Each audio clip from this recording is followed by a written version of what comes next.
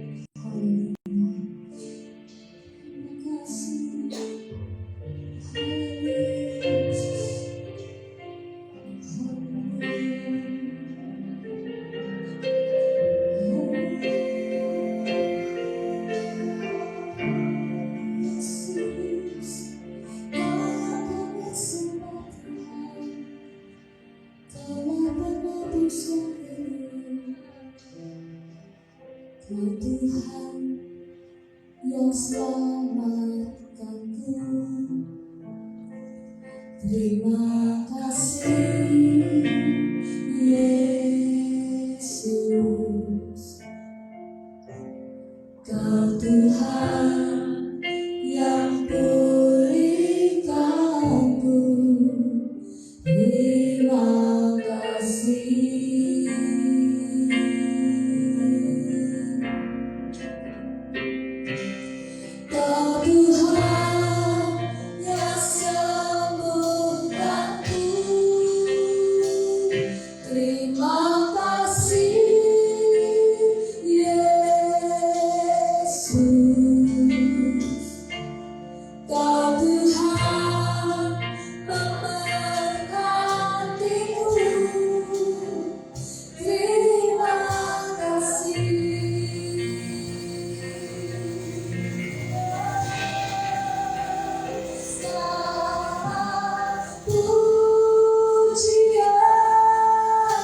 Yesus.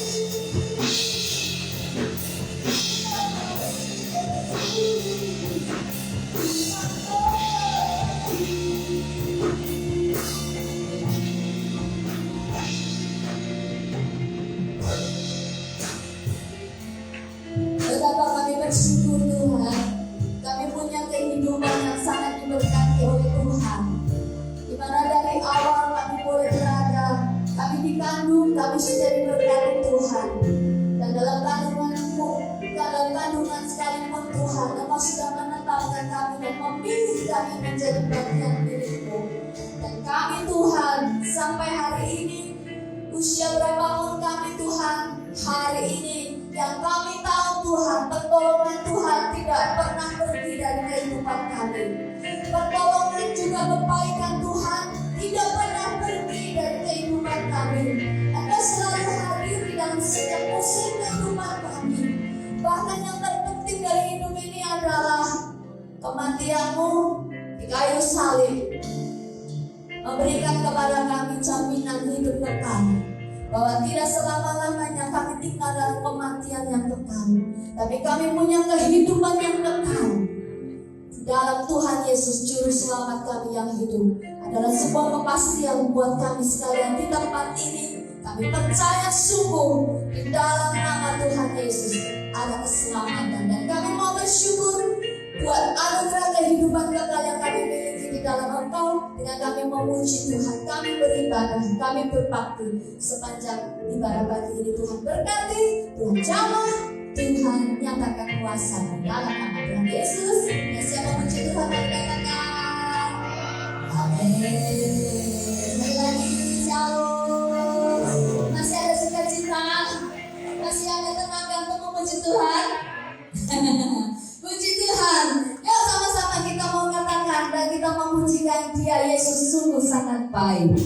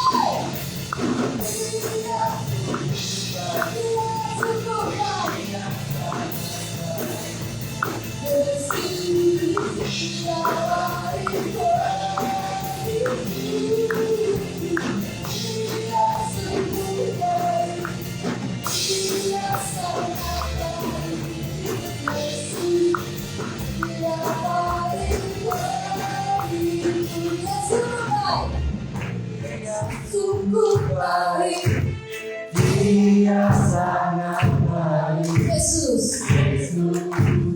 Dia baik hatiku.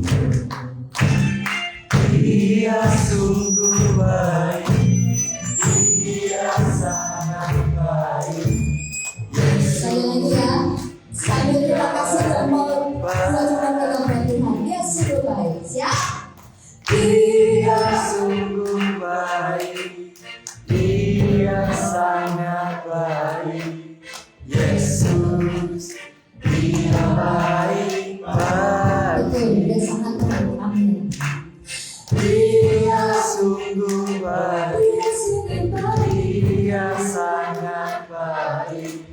Yesus, Dia baik,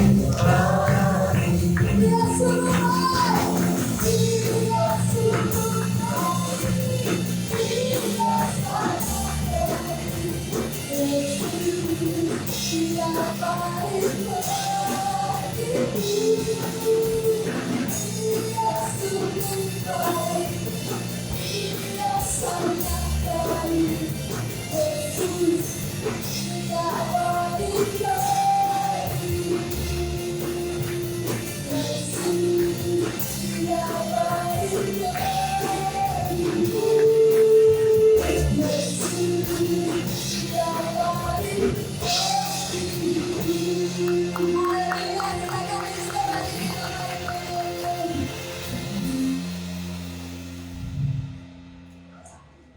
Tidak ada yang sebaik Dia. Kalau manusia bisa mengecewakan janji, tinggal janji, bisa lupakan janjinya, tetapi Tuhan Yesus, Dia tidak pernah lupakan janjinya. Sekali Dia berkata, sekali Dia berjanji, maka pasti Dia akan menepati. Dan Dia sudah membuktikan ketika Dia bilang, Dia berkata bahwa Dia akan datang untuk menyelamatkan manusia, dan Dia benar-benar datang, saudara.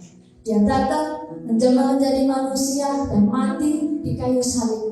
Itu adalah bukti bahwa perkataan Tuhan Yesus bisa dipercaya. Ada amin? Kita tidak pernah sia-sia ikut Tuhan Yesus. Dan kita punya Tuhan yang setia pada perkataannya. Puji nama Tuhan Bapak Ibu Saudara. Karena itu buat hari-hari ini kita yang khawatir akan masa depan kita akan sama-sama menyanyikan satu pujian yang kiranya bisa mengingatkan kita dan mengubah pikiran kita bahwa ada masa depan di dalam Tuhan.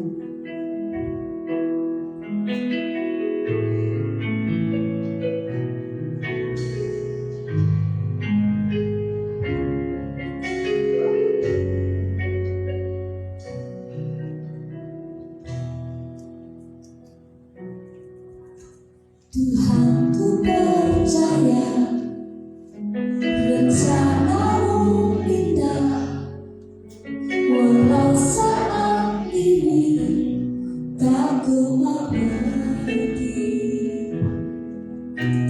Engkau tak berfirman dan beri masa depan, damai sejahtera penuh harapan.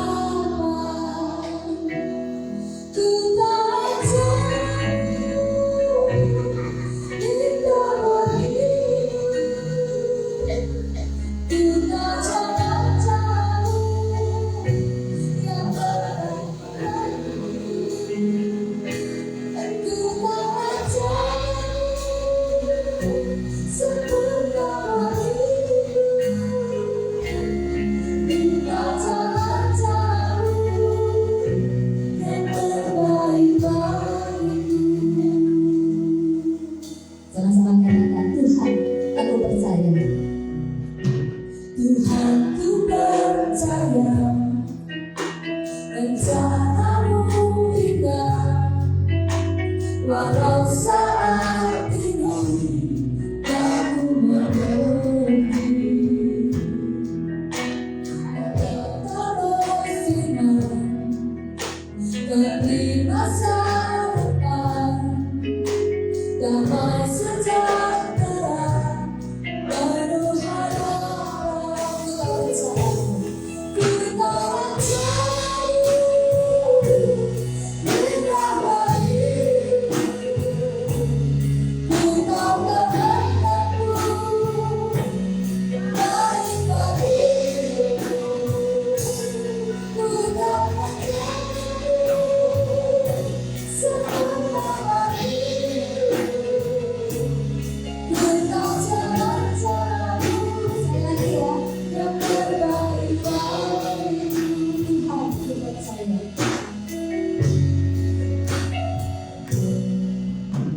Tuhan, ku percaya rencana-Mu indah, walau saat ini tak ku mengerti. Engkau tak berfirman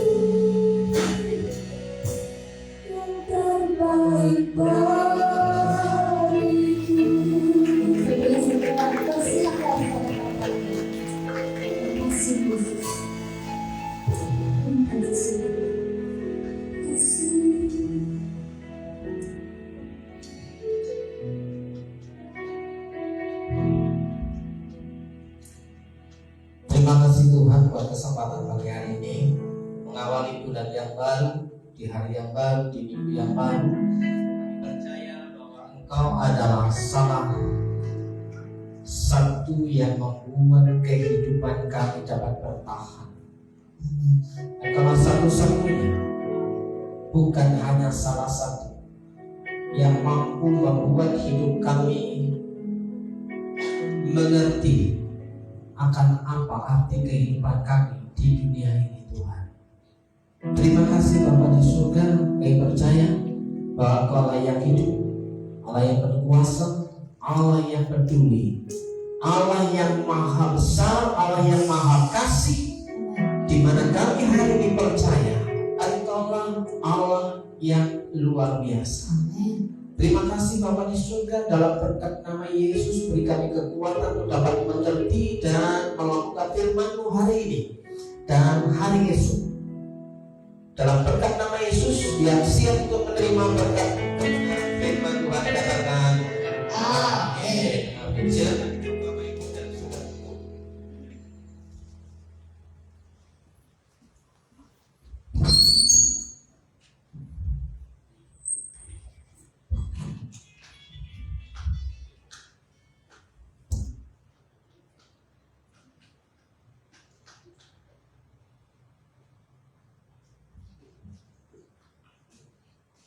Shalom.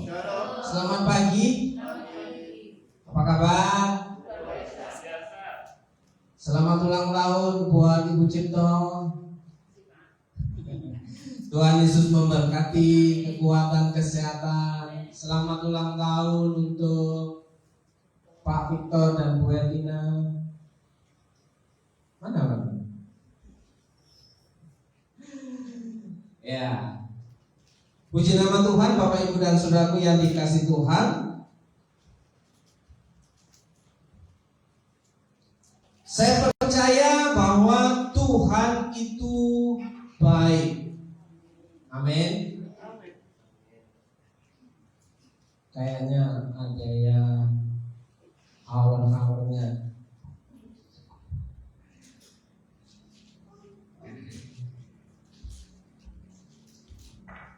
Oke, Bapak Ibu dan Saudara yang dikasih Tuhan, sepanjang bulan ini kita akan berbicara tentang berbuah bagi Tuhan. Ya. Kita akan berbicara tentang berbuah bagi Tuhan, hidup yang berbuah bagi Tuhan. Ya. Dalam Yakobus pasal yang ketiga ayat 11 sampai dengan ayat yang ke-12 mengatakan demikian. Adakah sumber memancarkan air tawar dan air pahit dari mata air yang sama? Kira-kira ada enggak Bapak Ibu? Adakah sumber memancarkan air tawar dan air pahit dari mata air yang sama? Ada? Tidak ada. Saudara-saudara, apakah pohon ara dapat menghasilkan buah zaitun? Ada? Tidak ada. Adakah pokok anggur dapat menghasilkan buah ara? Ada? Ada? Ada? Oh, tidak ada. Ya, demikian juga mata air asin tidak dapat mengeluarkan air tawar. Jadi firman Tuhan ini mau mengatakan bahwa jika sesuatu yang baik akan mengeluarkan hal yang baik, sesuatu yang tidak baik akan menghasilkan hal yang tidak baik. Maka di sini dipertanyakan, adakah sumber memancarkan air tawar dan air pahit dari mata air yang sama? Ini jelas tidak mungkin. Ya. Air tawar apakah juga bisa memunculkan sumber air yang asin? Itu juga hal yang tidak mungkin, kecuali sumurnya dicemplungin garam. Ya, Bapak Ibu, sepanjang bulan yang kemarin kita belajar tentang pengajaran Roh Kudus. Ya, minggu yang lalu ya kita sudah menikmati berkat Pentakosta. Di mana Pentakosta itu tentang pencurahan Roh Kudus. Kapan terjadinya? Kapan terjadinya? Saat KKR kan? Saat penumpangan tangan kah? Saat kapan Roh Kudus dicurahkan? Kapan? Saat kita menerima merindukan Roh Kudus. Kapan itu pertanyaannya? Ya. Sementara Tuhan Yesus lahir di tahun berapa? Tuhan Yesus lahir di tahun 1 Masehi. Jadi kalender kita itu dikenal dengan kalender Masehi. Kalender Masehi itu artinya dicatat penanggalannya berdasarkan kronologis kehidupan Sang Mesias. Masehi, Mesias. Mesias itu Kristus, Bapak Ibu dan Saudaraku yang dikasih Tuhan. Jadi kalender dunia, kalender internasional dipengaruhi oleh kelahiran Kristus Sang Juru Selamat. Jadi kalau 1 Masehi itu terjadinya Yesus hadir dalam sejarah dunia. Yesus mengalami kehidupan bersama-sama dalam kehidupan orang percaya, dan Yesus mengalami yang namanya kematian di kayu salib, dikuburkan, bangkit pada hari yang ketiga. Terus yang terjadi setelah kebangkitan itu, ya, sesuai dengan janji Tuhan, sesuai dengan kebenaran firman Tuhan, bahwa Yesus memberitakan janji Bapa dan Ia mengirimkan Roh Kudus penolong, dan digenapi pada saat hari yang ke-50 pasca kebangkitan Tuhan Yesus dari antara orang mati. Jadi hari yang ke-50 itu disebut Pentakosta. Katakan Pentakosta. Nah, saudaraku yang dikasih Tuhan, ada satu hal penting. Dalam hal ini saya ingin mengajak saudara merenung-renungkan. Menurut saudara, ya, menurut saudara, apa atau siapa Roh Kudus? Ya, saya mau tanya di sini, ya, Roh Kudus adalah, menurut saudara, Roh Kudus itu apa atau siapa? Siapa? Siapa ya? Kamu nanya. Siapa ya? Roh Kudus itu apa atau siapa? Siapa? Nah, kalau siapa, siapakah Roh Kudus itu? Ayo. Nanti waktu itu sudah konseling baptisan, ya, sudah ikut katekisasi, ya, ikut pengajaran dasar. Kalau begitu, Roh Kudus itu apa atau siapa? Siapa Roh Kudus? Menurut kamu siapa Roh Kudus? Lupa. Ya, menurut saudara siapa Roh Kudus? Jangan-jangan ada yang lupa semua ini, ya. Padahal baru aja perayaan Pentakosta hari Minggu yang lalu, Roh Kudus dicurahkan. Ya. Siapakah Roh Kudus itu? Masih ingat? Sudah ingat atau gak ingat? Bapak Ibu, siapakah Roh Kudus? Nah, katanya minggu-minggu yang lalu itu hidup orang percaya itu dipenuhi dengan Roh Kudus. Hidup yang dipimpin oleh Roh Kudus. Pertanyaan saya, siapakah Roh Kudus itu? Tetangga sebelah? Roh Tuhan Yesus. Ya. Yang lain? Siapakah? Kasih hadiah tak cepat. Hah? Kasih hadiah tak cepat. Kasih hadiah ntar cepet. Cepat jawabnya. Cepat jawabnya. Mau hadiah apa mau kasih karunia? Nah, jawaban yang paling tepat. Dapat kasih karunia sekaligus hadiah. Tapi kalau dapat hadiah belum tentu dapat kasih karunia. Nah, saudaraku yang dikasih Tuhan, banyak orang Kristen berkata bahwa kalau kita mau hidup dipimpin oleh Roh, maka hidup kita akan mengalami kebenaran. Karena Roh Kudus itu punya peran dan fungsi yang menginsafkan akan dosa. Yang pertama, menginsafkan akan kebenaran. Yang kedua, yang ketiga, menginsafkan akan penghakiman. Jadi kalau orang yang dipenuhi dengan orang yang dipenuhi dipimpin oleh Roh Kudus itu adalah orang yang pertama sadar akan dosanya, yang kedua dia akan melakukan kebenaran, yang ketiga bahwa di hari kemudian akan ada penghakiman. Siapapun saudara akan ada di bawah, di depan atau di bawah. Kalau di bawah meja itu berarti di bawah ya. Di depan meja hijaunya di pengadilan Tuhan. Nah, saudaraku, kan saudara sudah tahu bahwa siapakah Roh Kudus? Simpel. Ya, kalau Roh Kudus itu Roh Tuhan Yesus, itu juga benar. Tapi yang lebih simpel lagi adalah Roh Kudus adalah Tuhan. Ya, Tuhannya siapa? Ya, Tuhan Yesus. Kembali kepada Tuhan Yesus. Nah, saudaraku, pertanyaannya selanjutnya, bagaimana kita dapat tahu bahwa seseorang ada dipimpin Roh Kudus? Ada Roh Kudusnya dan dipimpin Roh Kudus. Ya kan?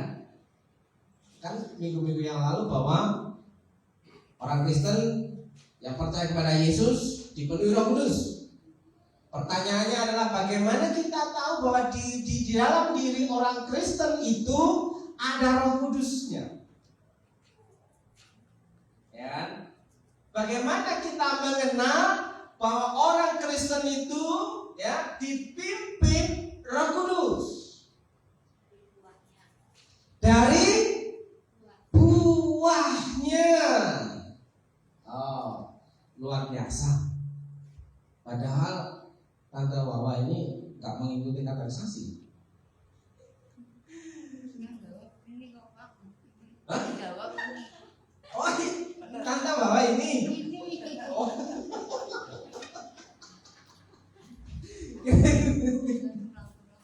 Pakai nama ya. Iya. Dipinjam namanya. Iya. Nah, saudaraku, bagaimana kita dapat tahu bahwa seseorang ada Roh Kudus? Seseorang itu hidupnya dipimpin dengan Roh Kudus. Ya, dari buahnya. Ya, buahnya itu apa sih? Gitu loh. Pertanyaannya, dari buahnya itu apa? Sehingga kita sepanjang 1 bulan ini akan belajar bagaimana kita bisa hidup berbuah bagi Tuhan. Dikenal dari buahnya. Nah, orang yang dipimpin Roh Kudus, orang yang ada Roh Kudusnya, itu bisa nggak kepahitan? Bisa nggak kepahitan? Hah? Bisa. Oke. Orang yang ada Roh Kudusnya itu bisa nggak dendam? Yang satu bisa, yang satu tidak. Ya, tidak. Bisa nggak orang yang ada Roh Kudusnya itu mencuri? Tidak. Ya.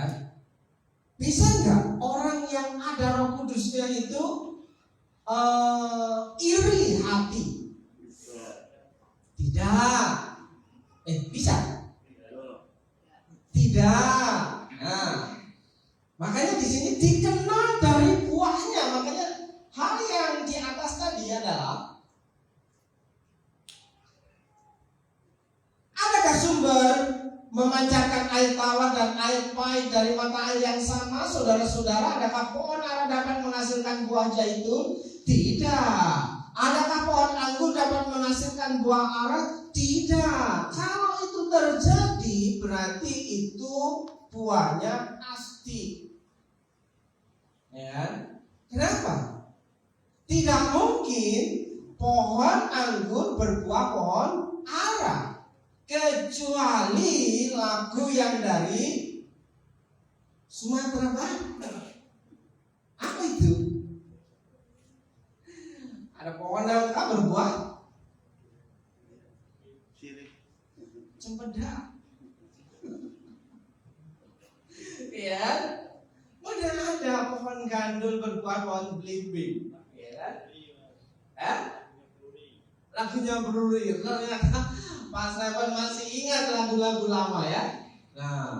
Nah, saudaraku yang dikasih Tuhan, Roh Kudus adalah Tuhan.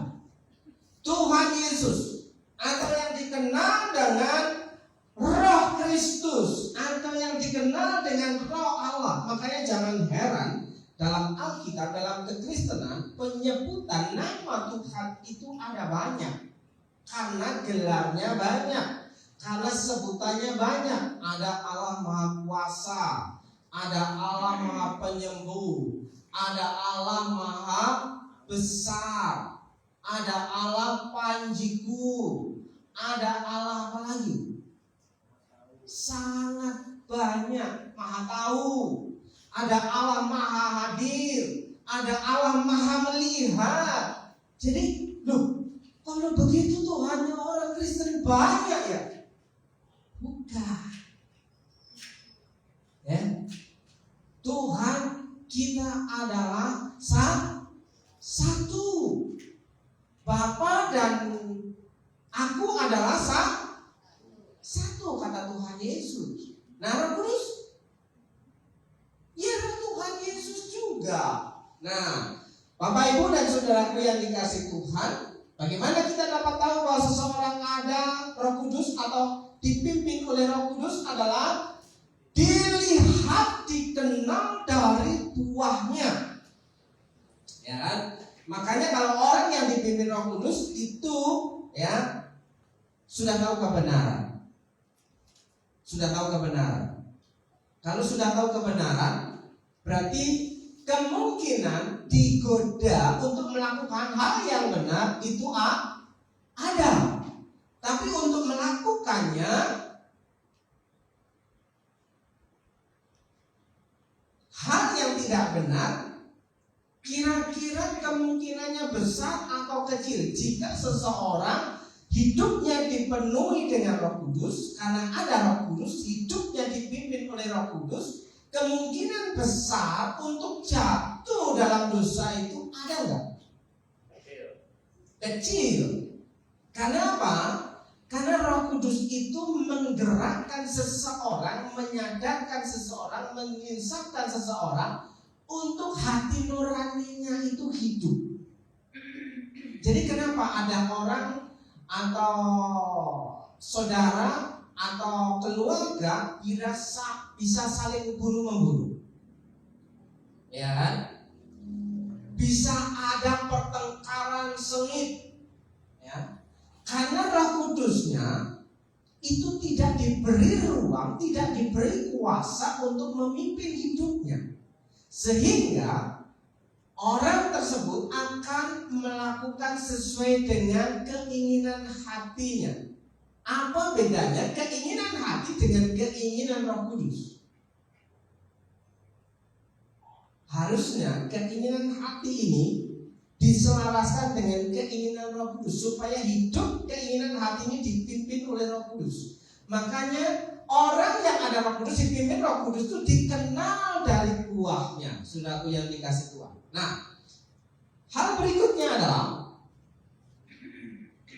tetap ya, jika sebab dari buahnya pohon itu dikenal. Kalau seseorang bahwa ada Roh Kudus, dikenal juga dari buah kehidupannya. Jika digambarkan sebagai pohon, maka pohon itu tidak mungkin berbuah dengan buah yang lain. Nah, saudaraku yang dikasih Tuhan, terus kalau ada orang yang dipenuhkan Roh Kudus, yang ada Roh Kudus, yang dipimpin oleh Roh Kudus, itu adalah terang tidak dapat bersatu dengan gelap. Kira-kira ketika semua lampu dinyalakan, kira-kira gelap bisa menguasai tidak? Tidak.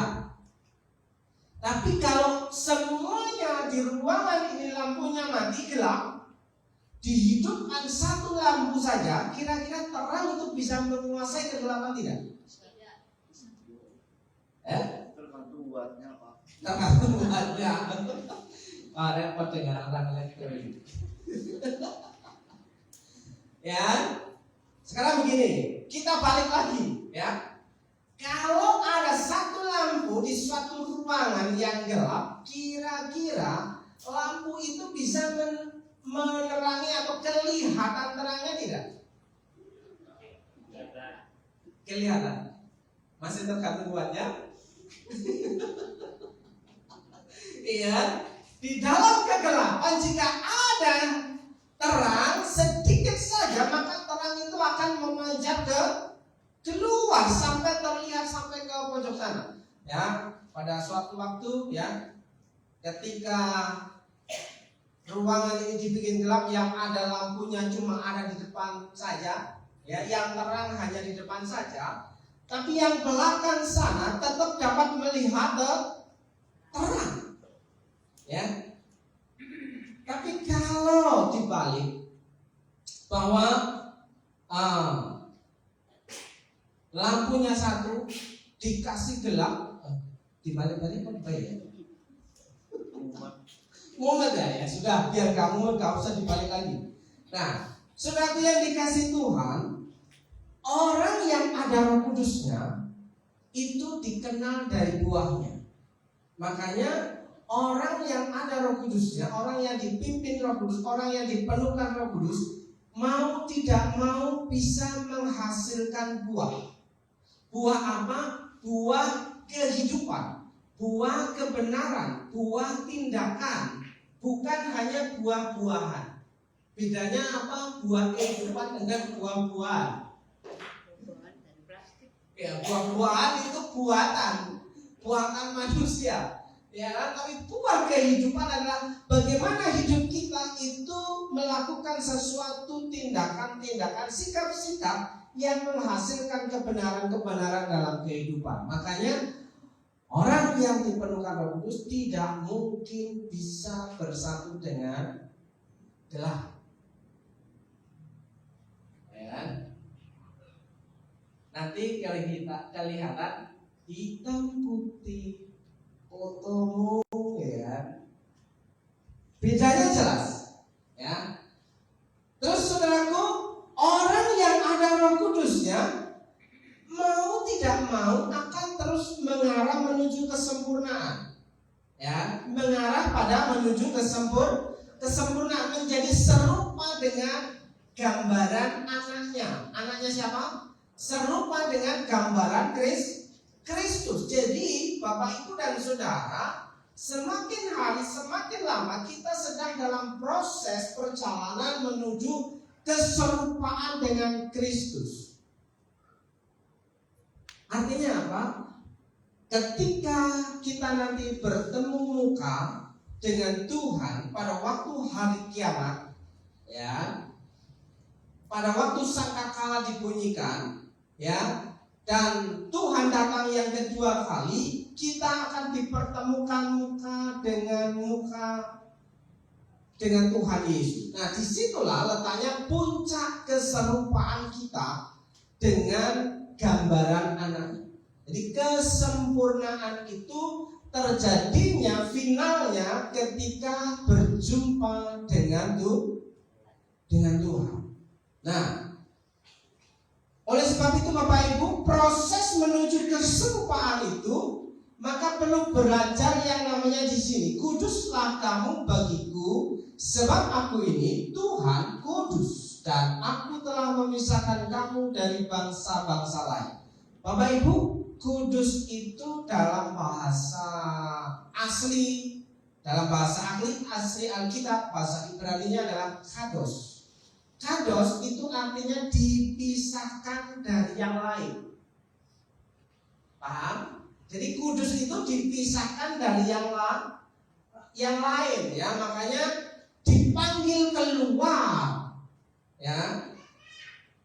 Israel dipanggil keluar. Orang-orang yang percaya kepada Yesus dipanggil keluar, artinya dipisahkan dari yang lain, dipisahkan dari bangsa-bangsa yang lain. Dipanggil keluar, kamulah bangsa yang terpilih, imamat yang rajani, bangsa yang kudus, milik kepunyaan Allah. Makanya di sini dikatakan supaya kamu menjadi milikku. Saudara percaya bahwa saudara adalah milik Tuhan. Saudara percaya bahwa saudara adalah milik Tuhan. Amin.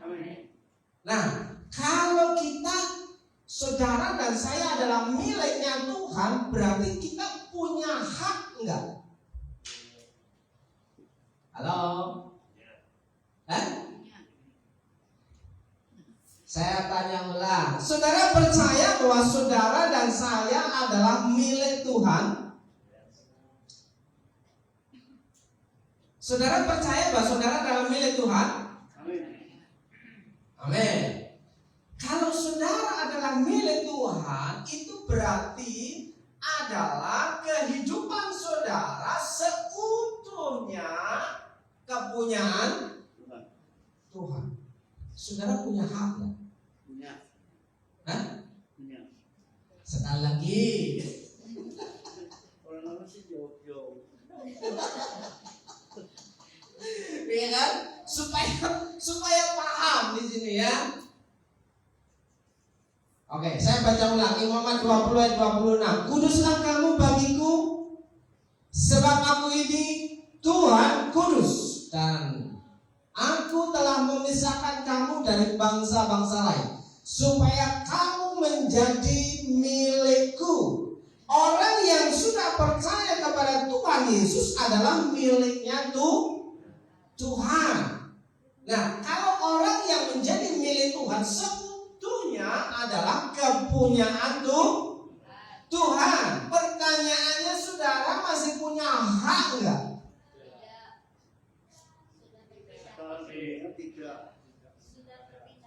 Tidak. Sudah pindah ke pemilikan. Nah, pertanyaannya sekarang adalah bagaimana mungkin orang yang ada Roh Kudusnya, orang-orang yang dipimpin oleh Roh Kudus, ya, orang yang hidup dalam kepenuhan Roh Kudus itu masih mengklaim bahwa ini milikku, hidupku. Padahal Paulus mengatakan hidupku bukanlah aku lagi. Berarti dia tidak punya hak. Nah, kalau tidak punya hak, berarti yang tanggung jawab siapa? Yang punya dong. Lebih enak yang tanggung jawab yang punya, atau kita mau bertanggung jawab sendiri? Halo, yang punya dong.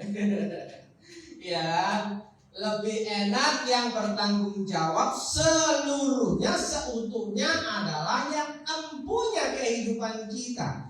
Jadi kehidupan kita itu sekedar melakukan apa yang menjadi mandat.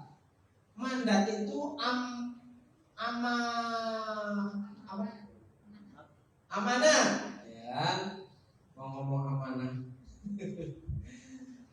Mandat itu adalah pendelegasian tugas, pendelegasian wewenang, dan itu saat terjadi Pentakosta, pencurahan Roh Kudus, dan kamu akan menjadi saksiku, ya, kalau kuasa Tuhan itu tuh turun.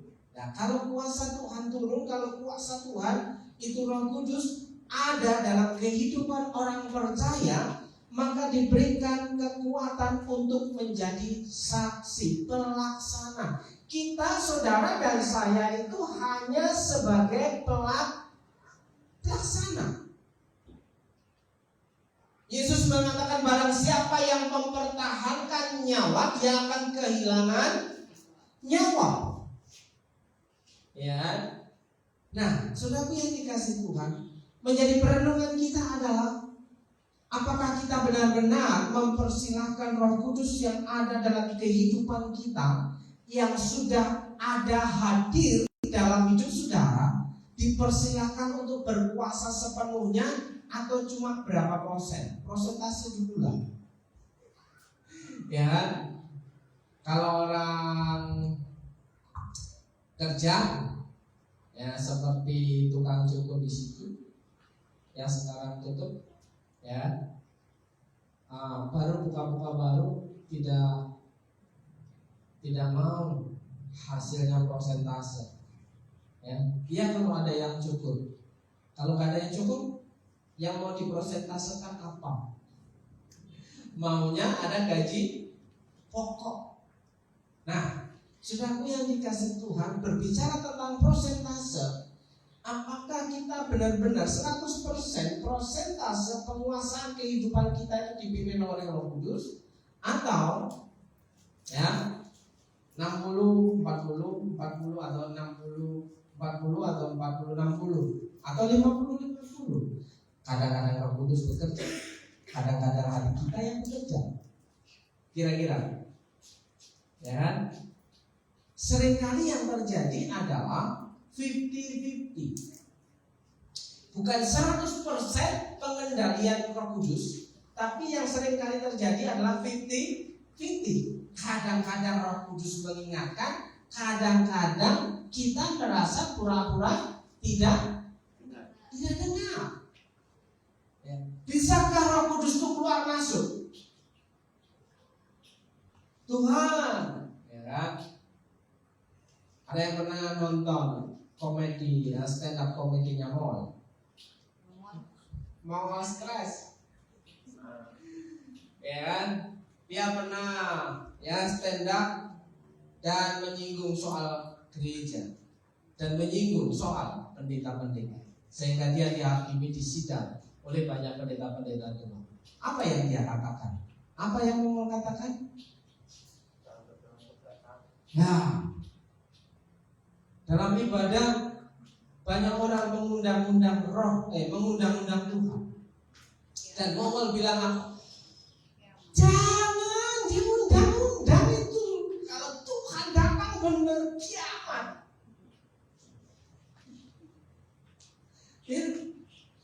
Nah, akhirnya apa? Kebanyakan pendeta-pendeta lama ya marah. Kenapa? Karena dikatakan bahwa nggak tahu itu katanya. Mau ngomong nanti salah. Ya. Nah, saudara yang dikasih Tuhan, kalau Tuhan Yesus datang, artinya apa? Hari penghakiman. Ya. Yang menjadi persoalan adalah bagaimana Roh Tuhan, Roh Kudus yang ada dalam kehidupan kita itu bekerja.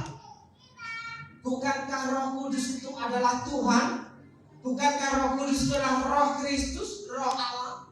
Jadi Roh Kudus yang sudah dalam kehidupan kita dipersilakan untuk bekerja seluas-luasnya memimpin kehidupan kita, untuk melakukan hal yang benar, untuk hidup benar, untuk menghasilkan buah bagi Tuhan. Nah, hari ini kita akan melihat berbuah bagi Tuhan itu mudah atau gampang? Mudah-mudah ya gampang. Gampang-gampang mudah. Mudah-mudah ya gampang. Mudah-mudahan dimudahkan ya. Ya sekali lagi, Bapak Ibu dan Saudaraku yang dikasihi Tuhan, untuk hidup berbuah bagi Tuhan itu mudah atau gampang?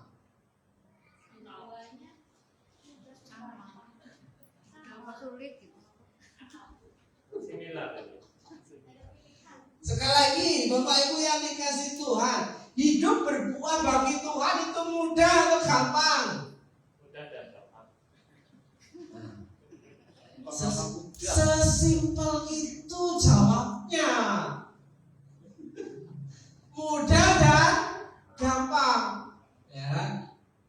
Nah, caranya gimana? Mudah. Gampang lagi ya. Apa yang harus dilakukan supaya Anda bisa berbuah?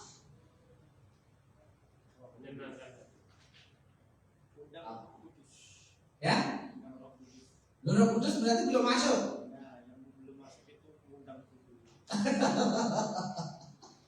Nah, ini seringkali menjadi koreksi dalam pengajaran-pengajaran yang ada di gereja, ya, di gereja.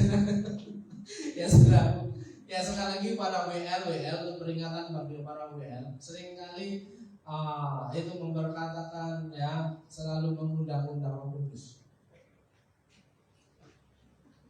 Nah, yang harus sadar, ya. Roh Kudus hadirlah. Apalagi kalau gini, mampirlah dengan doaku, jangan jalan terus.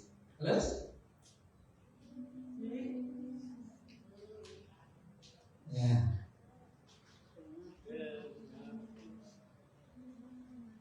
Tuhan itu dengar, ya kan? Jangan seperti ketika dua orang murid pasca kematian Yesus, ya, dua orang murid yang salah satu bernama Kleopas yang dia berjalan-jalan ke Emmaus, ya.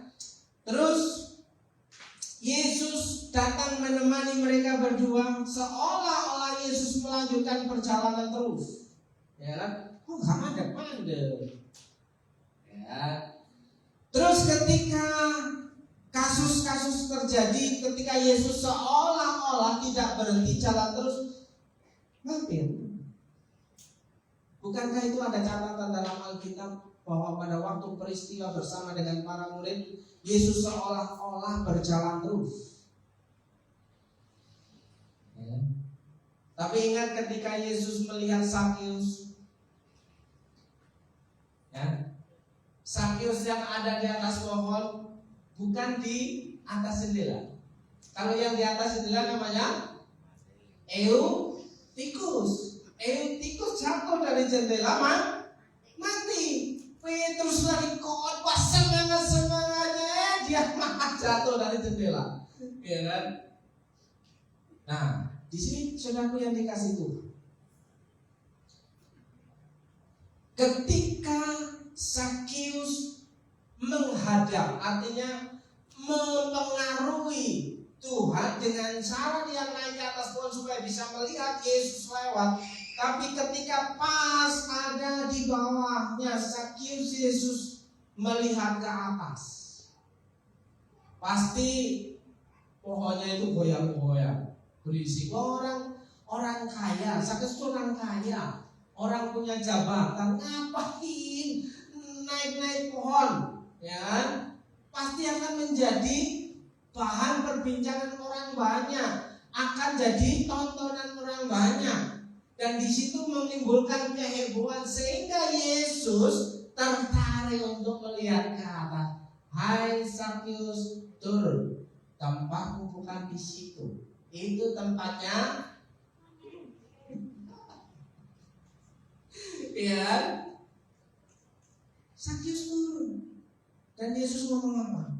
Sakius, hari ini telah terjadi keselamatan atas rumah ini. Aku mau menumpang, mampir. Mampirlah. Sakius nggak ngomong mampir Tuhan, ya kan? Nggak ngomong, jangan mampir Tuhan.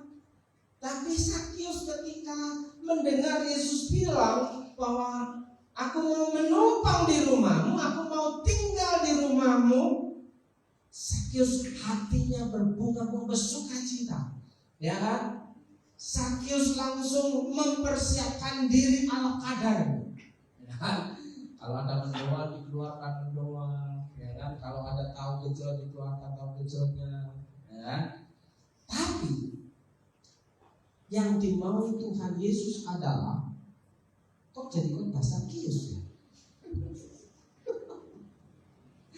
Ya, yang dimaui Tuhan Yesus adalah bahwa ia mau bicara dengan Sakius, ya kan? Dan Sakius benar fokus memperhatikan Tuhan Yesus bicara, mendengar, menerima apa yang Tuhan Yesus katakan, maka terjadi keselamatan atas Sakius. Apa buah yang dihasilkan oleh kehidupan Sakius? Ini sudah berlimpah dari sini. Apa yang dihasilkan dari buah kehidupan Sakius ketika bertemu dengan Yesus? Sakius berkata, siapa saja yang pernah aku rugikan, aku akan kembalikan berapa kali lipat? 4 kali lipat. Mau rugi bandar. Rugi bandar loh. Bayar 100 jadi 400. Harusnya cukup bayar 100. Tapi dia tahu diri Sakius ini. Aku sudah melukaimu, aku sudah memperkosimu, aku sudah memalakmu, ya. Makanya untuk menebus dosa-dosaku, aku akan ganti 4 kali lipat. Apakah Sakius jadi bangkrut? Enggak.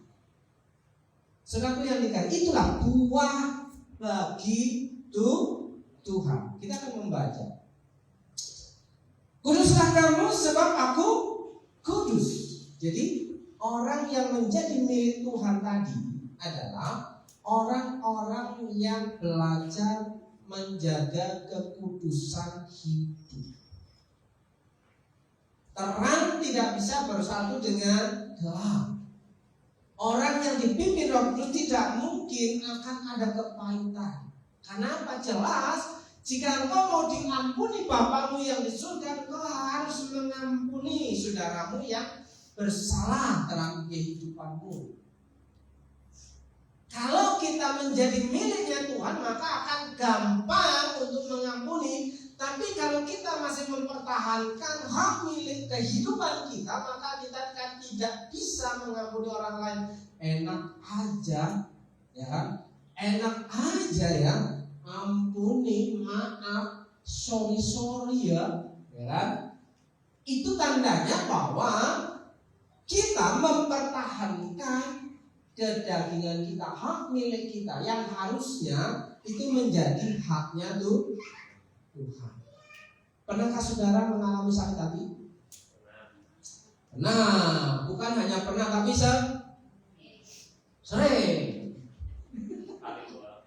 Sekali doang, ya. Nah, sekali aja itu sudah cukup menyakitkan. Apalagi 2 kali, apalagi 3 kali. Sehingga ada lagunya. Cukup sekali. Loh, apa? Oke, Bapak Ibu yang dikasih Tuhan. Ini baru pengantar. Kita akan membaca Yohanes 15 ayat 1 sampai dengan ayat yang kelima. Saya membaca ayat 1, saudara membaca ayat yang 2, begitu bergantian. Yohanes pasal yang ke-15 ayat pertama, akulah pokok anggur yang benar dan Bapakkulah pengusahanya. 2. Siap lagi kepadaku yang berani berbuat, memotongnya dan siap lagi memperbuat kesukaannya, supaya ia lebih banyak berbuat. Kamu memang sudah bersih karena firman yang telah kukatakan kepadamu. 4.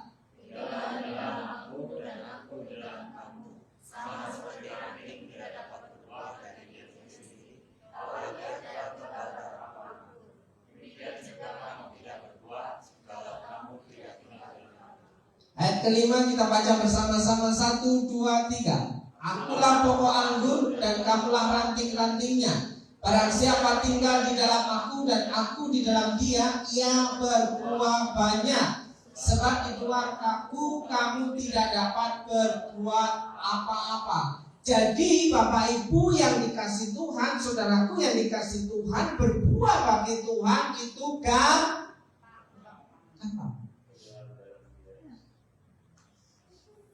Akulah pokok anggur dan kamulah ranting-rantingnya. Barang siapa tinggal di dalam aku, artinya tinggal di dalam aku itu artinya apa? Pernahkah saudara Bapak Ibu bayangkan saudara punya pohon mangga, pohon jambu, ya, yang ada rantingnya ya tentunya ya. Jangan pohon nanas. Pohon nanas itu tunas, ya. Pohon jambu, pohon mangga, kalau ranting itu mau berbuah, dia harus apa?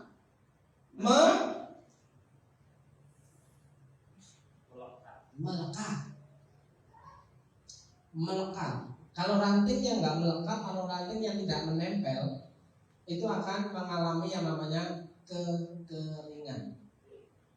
Ya, kekeringan itu alias mati. Ya. Lama-lama sudah tidak menempel ya udah patah ya. Tidak mungkin lagi bisa berbuah. Nah, kalau ranting pohon itu menempel pada batang pokoknya dan mengeluarkan pucuk-pucuk daun, pucuk-pucuk tunas, ya kan?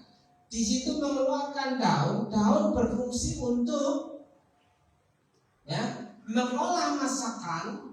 Ya, yang menghisap dari sari-sari makanan dari dalam tanah melalui akar. Makanya akarnya harus menancap dalam. Kalau akarnya cuma sejengkal 20 cm, kena panas 1 bulan mati kalau nggak disiram. Ya, nah, saudaraku, akar mengambil sari-sari makanan dari dalam tanah dan dibawa lagi, dikirim lagi ke atas, ya, untuk didistribusikan ke seluruh pohon dan akan menghasilkan bunga yang tujuannya untuk berbuah. Nah, dalam kehidupan kita sebagai ranting, apakah kita melekat pada Tuhan, menempel pada Tuhan, sehingga kita bisa berakar dalam? Ya.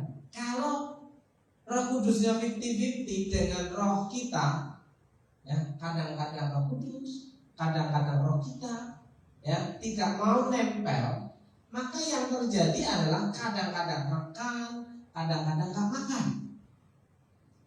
Ya, kalau sudah makan apa yang terjadi? Kenyang. Kalau kadang-kadang nggak makan, apa yang terjadi? Lapar. Nah, itu yang kalau kenyang, ya, cukup sekali, nggak kenyang 2 kali 3 kali, kira-kira akan terjadi pertumbuhan yang luar biasa atau tidak? Tidak. Ya, karena apa?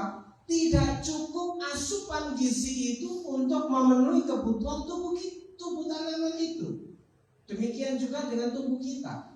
Maka hal itu, saudaraku, kalau mau berbuah bagi Tuhan, hal yang paling mendesak, paling penting unsurnya adalah melekat atau menempel pada Tuhan. Dan yang kedua, tinggal dalam Tuhan.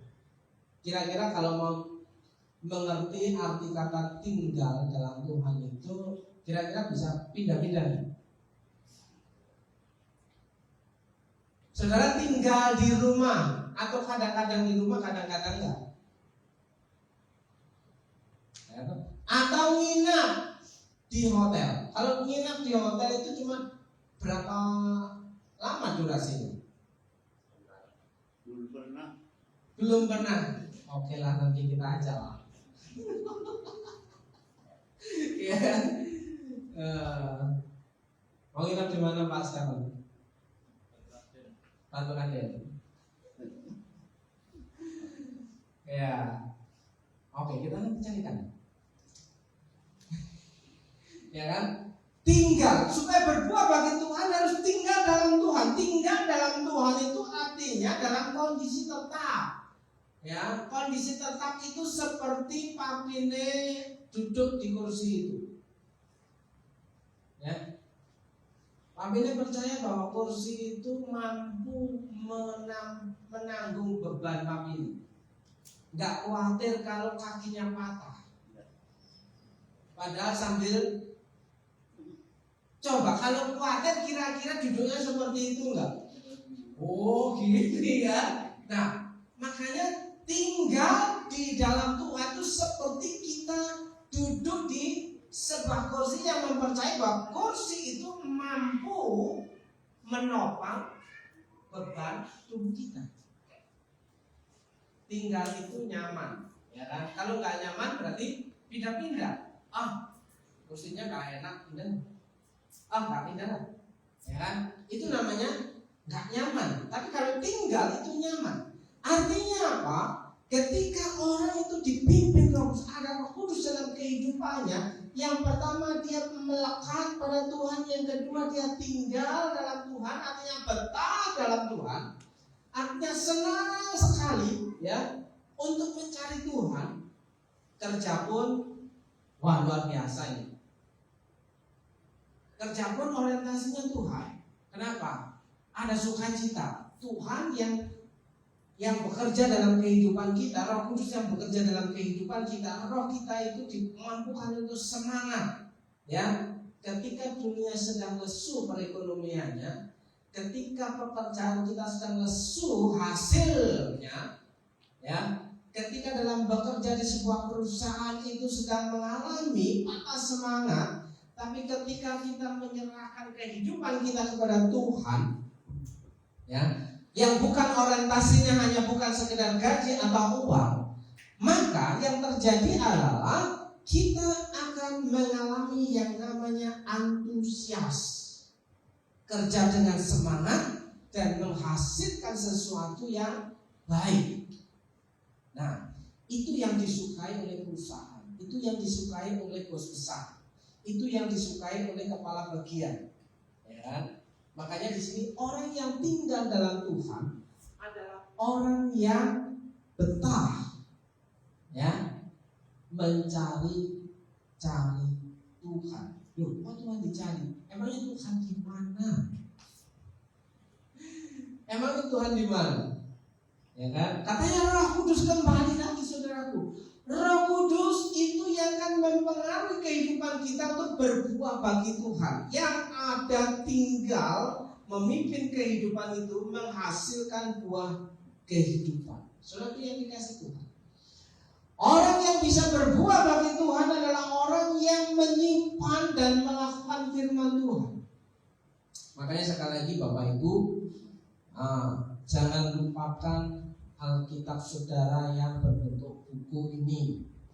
Walaupun saudara sudah punya HP suci, tapi jangan lupakan kitab suci, karena sampai lupa, ya. Nanti nyari alamat Filemon di mana ya? Apa enggak ada ya? Kita akan buka kitab Filemon, enggak ada kitab Filemon di mana? Ya kan? Bapak Ibu yang dikasih Tuhan. Jadi jangan lupakan Alkitab saudara.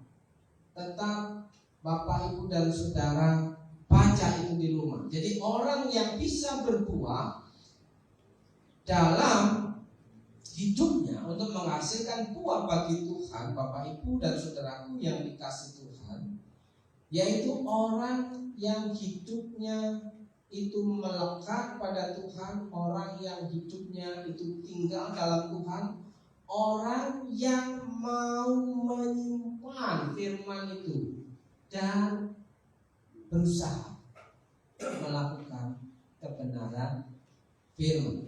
Oleh sebab itu Bapak Ibu yang dikasih Tuhan, Yohanes 15 ayat 7 dan 8, jika kami tinggal di dalam Aku dan firman-Ku tinggal di dalam kamu, mintalah apa saja yang kamu kehendaki dan kamu akan menerimanya. Dalam hal inilah Bapakku dipermuliakan, yaitu jika kamu berbuah banyak. Jika kamu berbuah banyak. Atau berbuah banyak ini punya indikasi dengan banyak anak? Enggak, ya. Jika kamu berbuah banyak dan dengan demikian kamu adalah murid-muridku. Berbuah banyak anak-anak rohani. Amin. Bapak Ibu yang dikasih Tuhan, apakah kita punya semangat dalam mencari Tuhan supaya hidup kita semakin hari berbuah bagi Tuhan? Saudaraku yang terakhir, bukan kamu yang memilih aku, tetapi akulah yang memilih kamu. Saudara adalah orang-orang pilihan. Bukan karena saudara punya pemahaman yang hebat sehingga saudara percaya kepada Tuhan Yesus, tapi karena saudara adalah orang-orang yang spesial, yang sengaja dipilih oleh Tuhan. Akulah yang memilih kamu dan aku telah menetapkan kamu.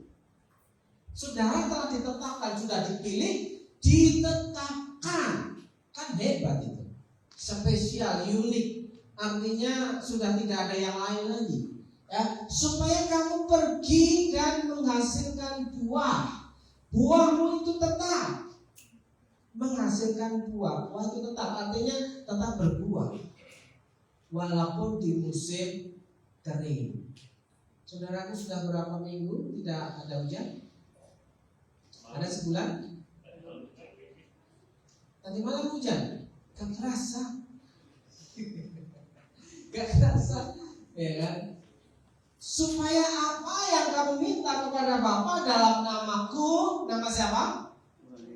Nama Tuhan Yesus diberikannya kepadamu. Diberikan apa? Buah kehidupan. Ya kan? Kalau saudara, saya percaya jika saudara menyenangkan hati Tuhan, menyukakan hati Tuhan, bukan berarti Tuhan itu mau sesuatu, bukan. Tapi karena hidup saudara itu miliknya Tuhan, yang punya hak kepemilikan itu merasa senang, maka saudara akan dipiara. Tahu dipiara? Kalau dipiara itu, dipelihara. Bedanya dipiara dengan dipelihara apa sih? Piaraan dengan peliharaan, ya pokoknya itulah ya. Nah, saudaraku yang terkasih, saudara percaya jika engkau mau menyerahkan hidup saudara kepada Tuhan, maka saudara, seluruh kehidupan saudara akan di-cover, dijamin, dipelihara oleh Tuhan. Amin. Amin. Mari kita menyiapkan hati untuk perjamuan. Saudaraku yang dikasih Tuhan, jika kita hari ini mendengar kebenaran firman Tuhan dan kita percaya bahwa Tuhan itu bekerja dalam kehidupan kita, kita mempersilahkan Roh Kudus dan Tuhan yang bertanggung jawab atas hidup saudara. Silakan saudara untuk mengambil saat teduh beberapa saat.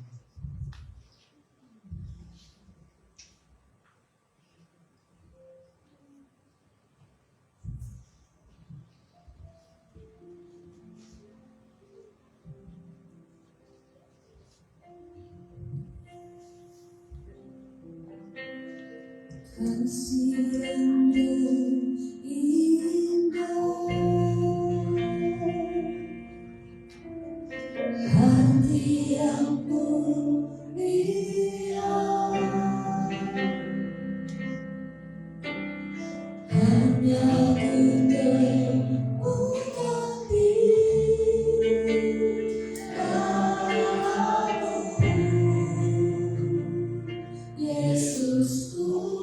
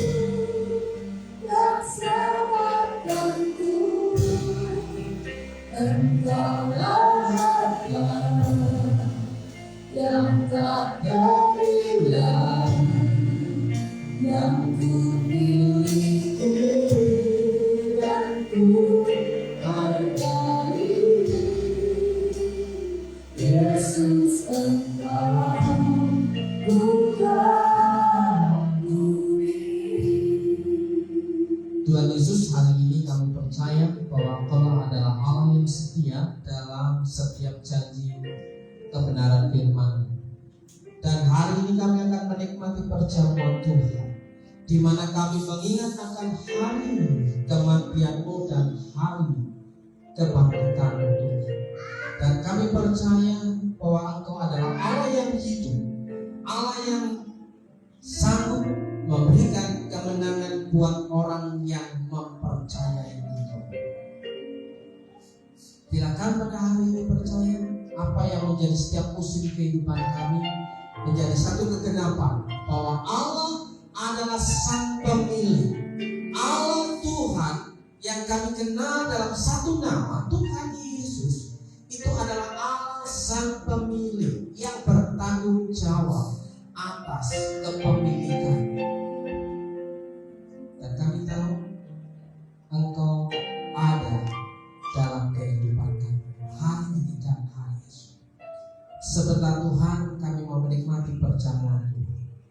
Kiranya berkat kemurahan-Mu terjadi, mujizat-Mu terjadi, seperti halnya kebenaran firman Tuhan berkata, bahwa oleh bilur-bilurnya kamu menjadi sembuh.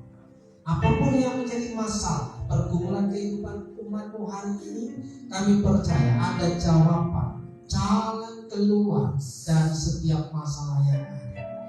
Dalam berkat nama Tuhan Yesus, saudara yang siap untuk menikmati berkat perjamuan, silakan saudara mengambil waktu sejenak.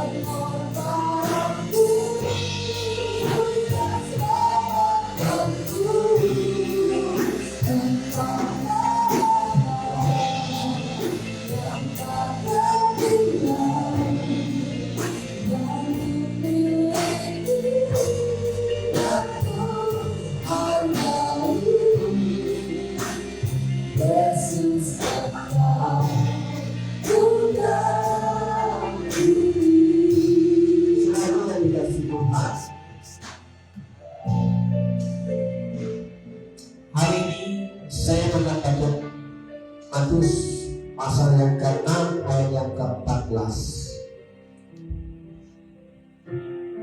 Karena jikalau kamu mengampuni kesalahan orang, Bapamu yang di surga akan mengampuni kamu juga. Karena jikalau kamu mengampuni kesalahan orang, Bapamu yang di surga akan mengampuni kamu juga. Sekali lagi. Karena jikalau kamu mengampuni kesalahan orang, Bapamu yang di surga akan mengampuni kamu juga. Orang yang ada Roh Kudus dalam kehidupannya, dia diberi kesanggupan untuk mengampuni orang lain. Saudaraku, 3 orang yang mendapatkan kebenaran firman, silakan dibaca.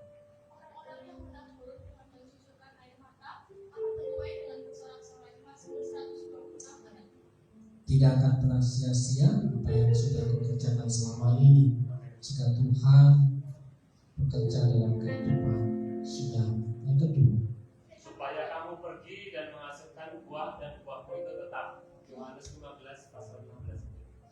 pada kembali bilang supaya kita dapat melakukan perkara-perkara dalam pekerjaan Tuhan dimanapun saudara melakukan aktivitas. Yang ketiga,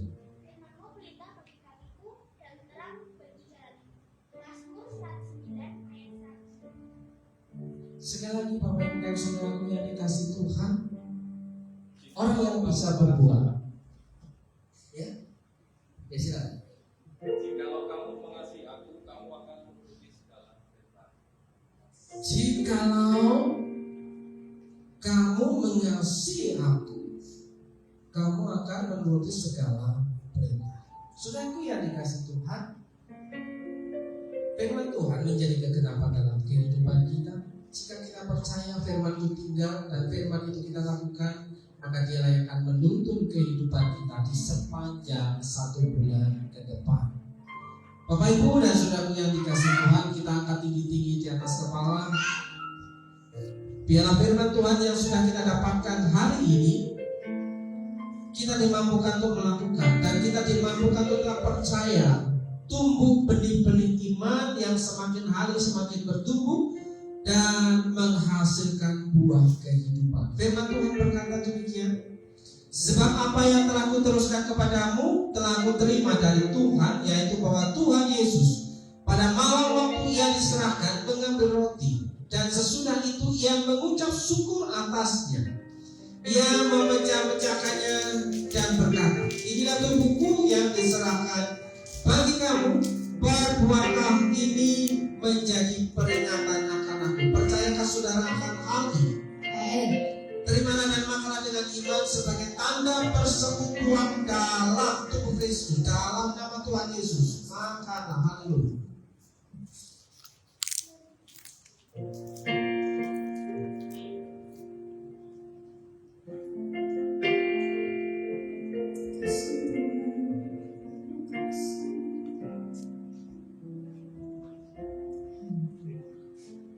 Saudaraku yang sudah menerima anggur bersama, kita akan tinggi-tinggi di atas kepala dan saya membacakan kebenaran firman Tuhan.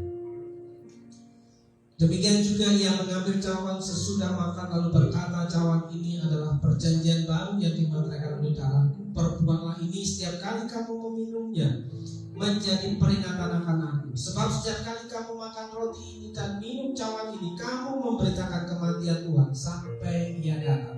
Percayakah saudara akan hal ini? Amin. Dalam berkat nama Tuhan Yesus, terimalah dan minumlah dengan iman sebagai tanda persekutuan dalam darah Kristus yang tercurah di kayu salib. Minum.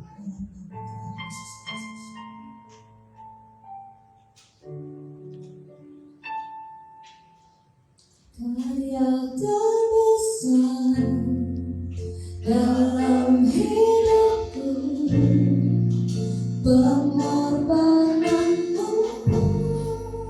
yang selamatkanku.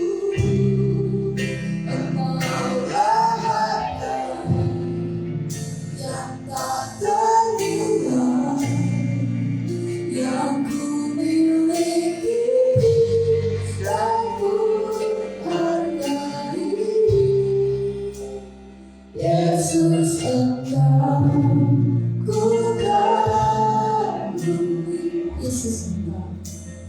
Yesus Engkau bukan bumi. Terima kasih Tuhan buat sepanjang hari ini, sepanjang minggu yang telah kami dan sepanjang 1 bulan yang akan kami jalani. Di bulan yang baru kami percaya bahwa Engkau Tuhan, Sang Pemilik kehidupan kami, yang akan mengcover, menolong, melindungi, memelihara setiap kehidupan kami. Nah, berkat nama Yesus, saya percaya bahwa hidup saudara harus menghasilkan buah kehidupan bagi Tuhan. Katakan amin. Silakan duduk.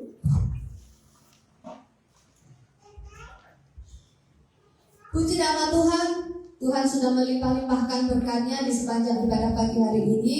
Demikian juga berkat perjamuan kudus pun sudah kita terima, dan berkat firman Tuhan saja kita akan memberikan yang terbaik untuk pekerjaan Tuhan. Saya persilakan untuk para petugas persembahan Tuhan ke depan, dan setiap kita jemaat yang hadir, mari kita bersama-sama tundukkan kepala, kita berdoa.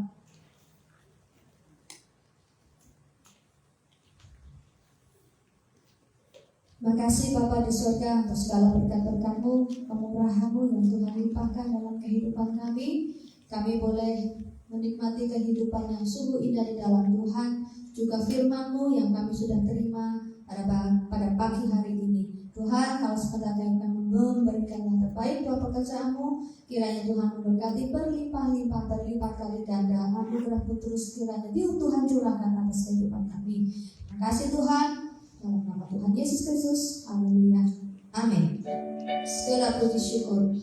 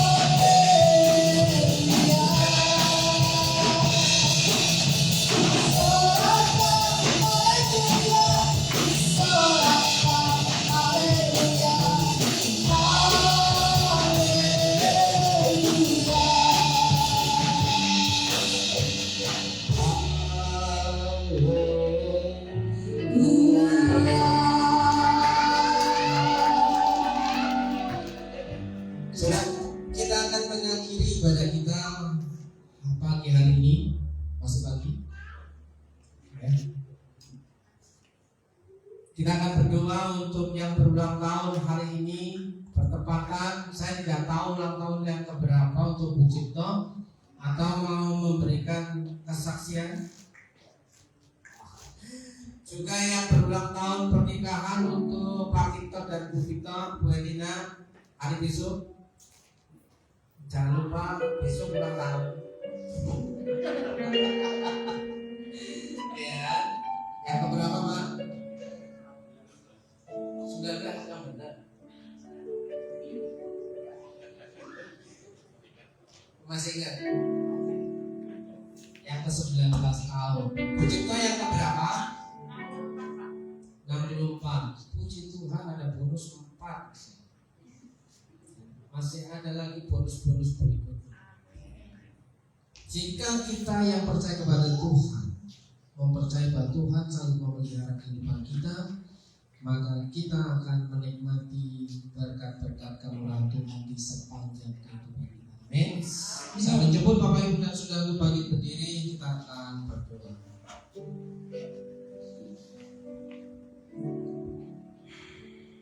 Kami mengucap syukur Tuhan buat kebaikan-Mu.